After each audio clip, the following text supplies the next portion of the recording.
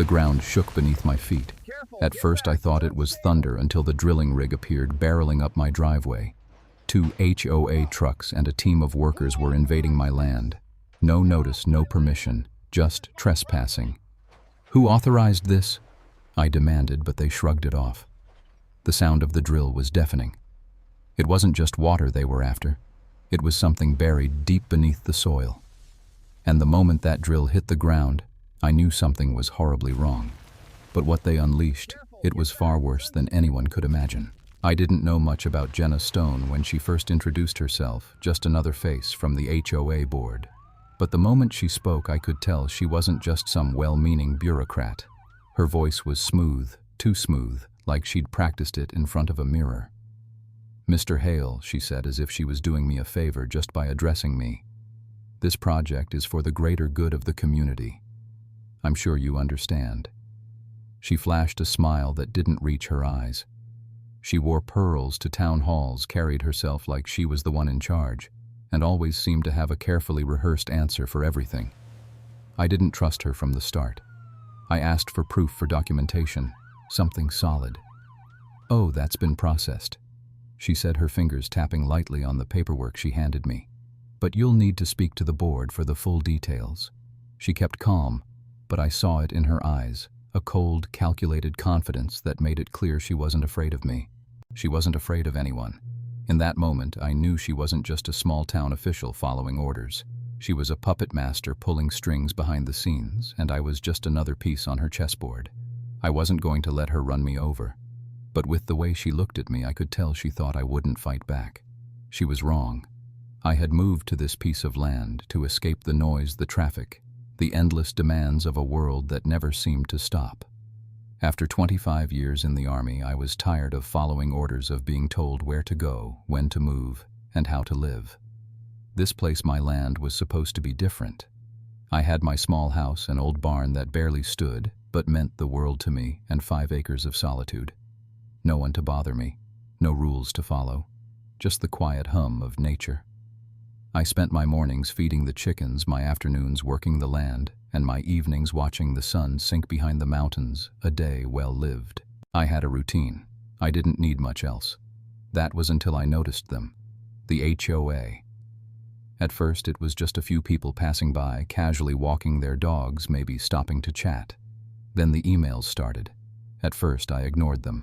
Notifications about garden aesthetics, about trimming hedges, about paint colors. I figured it was just the usual small-town busybodies trying to make sure everything looked perfect. It was part of the deal when you bought into a neighborhood, right? But then it wasn't just emails. There were the letters, the flyers, the visits. The HOA president, Jenna Stone, showing up on my doorstep one afternoon with a clipboard, trying to tell me my barn didn't fit the community standards. I didn't ask for any of this. My barn was old, yes, but it was mine. And that was all that mattered. Still, I didn't think much of it. I'd get a fine or two, I'd pay them off, and things would move on. But when they showed up with a drilling rig on my property, something snapped. They hadn't even bothered to tell me. No warning, no consultation. Just a memo from Cedar Oaks HOA saying they had authorization to do a water survey. I read it twice, then slammed it down. They didn't have the right to touch my land. Not without my permission. But Jenna Stone, she didn't care about that. She cared about control. The HOA thought they could just roll over anyone who didn't fit their perfect image of suburban life, and I wasn't going to let them. At first, it felt like an annoyance. The HOA's presence around my property grew slowly, like a creeping vine. One afternoon, I found a notice on my porch about my property maintenance. The board had sent a team to inspect the trees and the fence, even though I hadn't requested it. The notice said my fence was non-compliant, and that I'd need to replace it with something that fit neighborhood standards. I didn't need to read the whole thing to know it was their way of telling me my property wasn't welcome. I'd been living here for years without issue, yet now the HOA thought it could dictate how I maintained my land. I kept my head down for a few days, thinking maybe it was just another petty demand. But it didn't stop there. One day, I walked out to see a car parked by my fence, an unfamiliar car with tinted windows. A man in a suit stood at the edge of my property, snapping pictures. I walked up to him.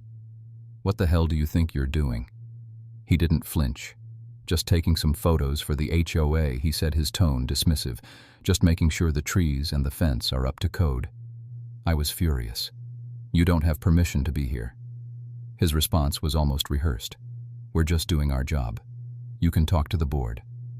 I knew right then that it was only the beginning. They weren't going to stop with a few photos. The message was clear. They were laying the groundwork for something bigger, and I wasn't going to let them bulldoze my land without a fight. The next step came swiftly, and it was worse than I expected.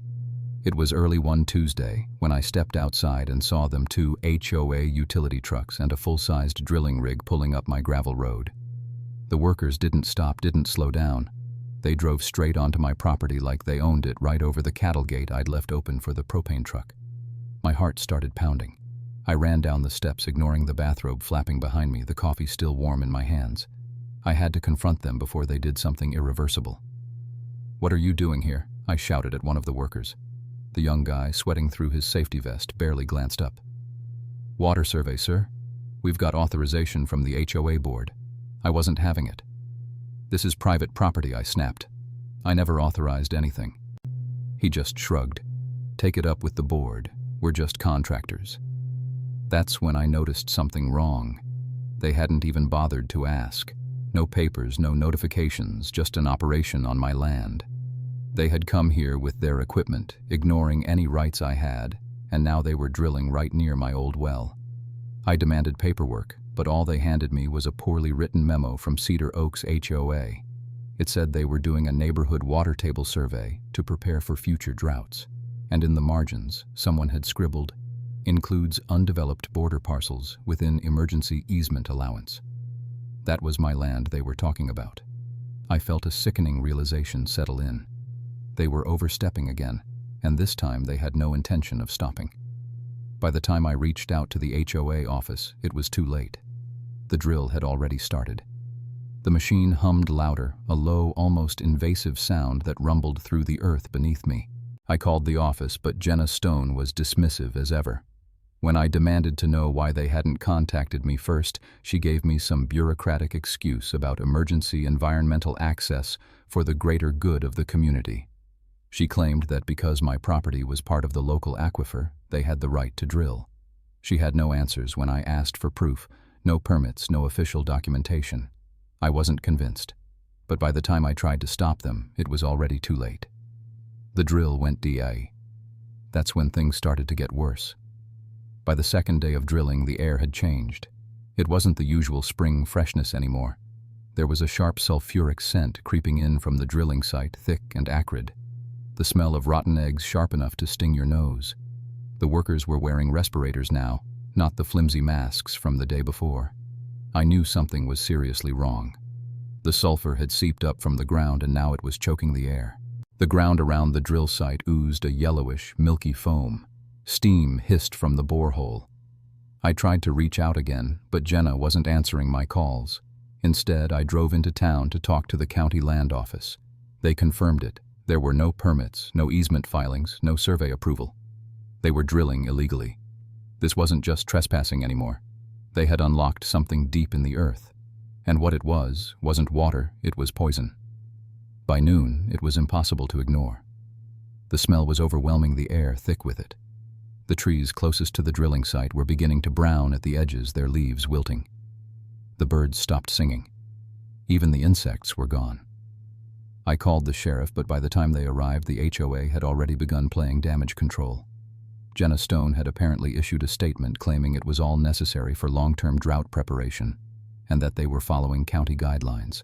But that didn't explain why the trees were dying, why the soil had turned yellow, and why everything around the drilling site was turning toxic. The sheriff made a report, but it was clear this was just the beginning. The HOA had used their power to... I spent the next few days collecting evidence, photos, videos, water samples, and sending them off to anyone who would listen. The situation was escalating fast, but the worst part, Jenna Stone and the HOA hadn't stopped. They weren't just trespassing. They were poisoning the land, and they were doing it in plain sight. By the end of the week, the first tree inside HOA territory had collapsed. A 20-foot dogwood, a symbol of their supposed perfect neighborhood, snapped at the trunk and crashed into a neighbor's yard. I had a front row seat to what the HOA had caused, and it was only the beginning. That's when I realized I couldn't just sit back anymore. They had poisoned the land and now they were trying to cover it up. I wasn't just fighting for my property anymore. I was fighting for the truth. The HOA had been trying to cover up the damage, but things were quickly spiraling out of control. By the time the board agreed to meet with me, I had gathered everything: videos, water samples, photos of the dead trees, and official reports from the county that proved they had drilled without permission. Jenna Stone was at the meeting, of course. She was trying to keep her calm, her usual practiced smile stretched across her face. But I could see it in her eyes. She knew the walls were closing in.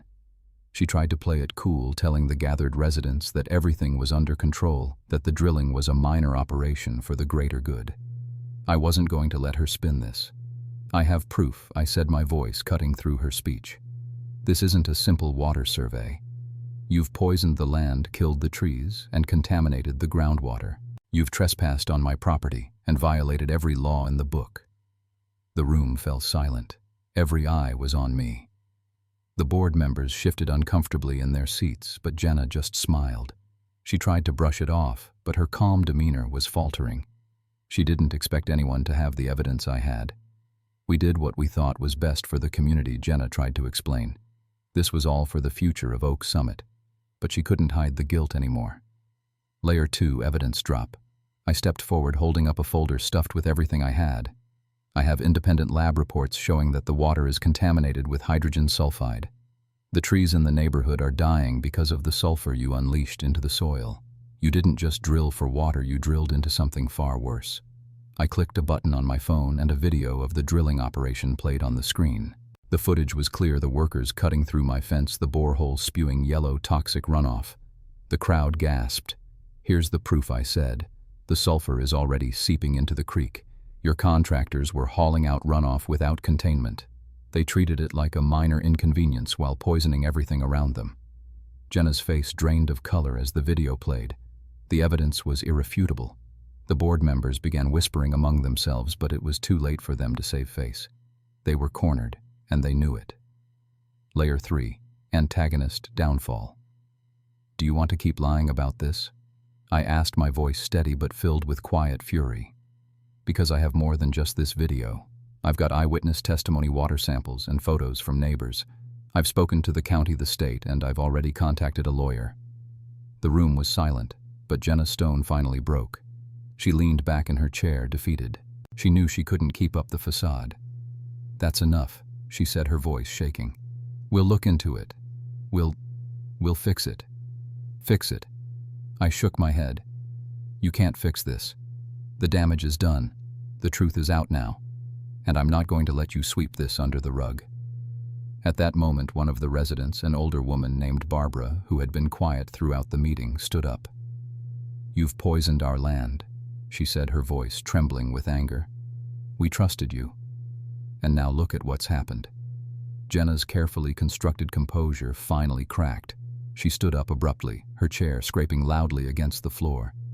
"You have no idea what you're talking about," she snapped, her voice rising. "I know exactly what I'm talking about," I shot back. "I know what you've done, and now you're going to pay for it." The room exploded into murmurs, but I could tell Jenna had already lost control. The residents were no longer on her side. The weight of the evidence was too much for her to deny. The HOA board began to disband, looking for an escape. Jenna Stone stood there, frozen, her face flushed with humiliation. It was over. She had tried to bury the truth, but the damage was already done. And I wasn't done yet. The days that followed the board meeting were a whirlwind. The tension that had hung over Oak Summit for so long finally began to lift, replaced with a sense of reluctant relief. People in the neighborhood started to talk. Some were angry, some felt betrayed, but most were just stunned by the truth that had come to light. Jenna Stone had disappeared from public view. The HOA board went into damage control mode, but it was too late. The residents who had once blindly followed them now saw the cracks in the foundation. It wasn't just about the trees or the land anymore, it was about trust. And once trust is broken, it's almost impossible to rebuild.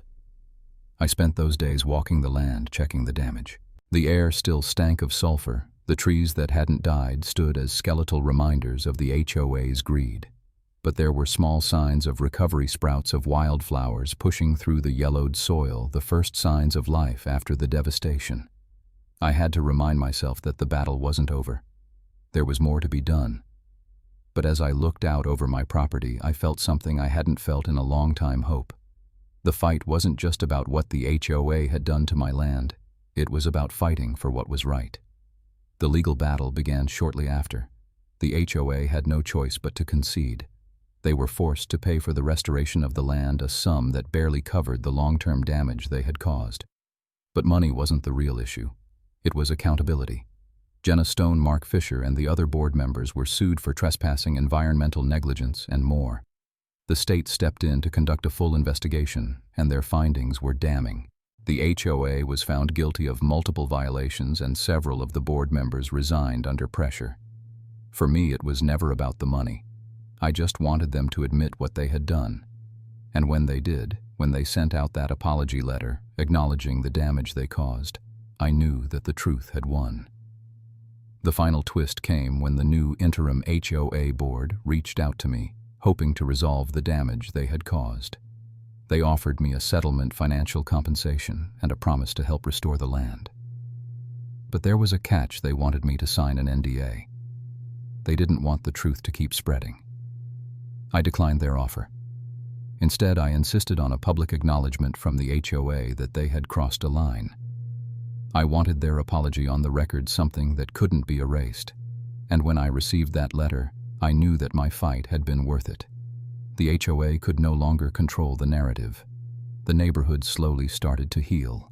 The residents who had once kept their heads down were now speaking out, their voices united in the face of the HOA's lies. The ones who had been quiet, the ones who hadn't understood, came to my door offering apologies and support. I didn't ask for their apologies, but I appreciated them. In the end, the truth had spread like wildfire. The HOA was finished, and Oak Summit was starting to feel like home again. I spent the next few months working alongside ecologists and local groups to restore the land. The sulfur had left its mark, but the earth was resilient. Slowly, plants began to grow, and the land started to heal. It wasn't perfect, but it was real. It was mine again.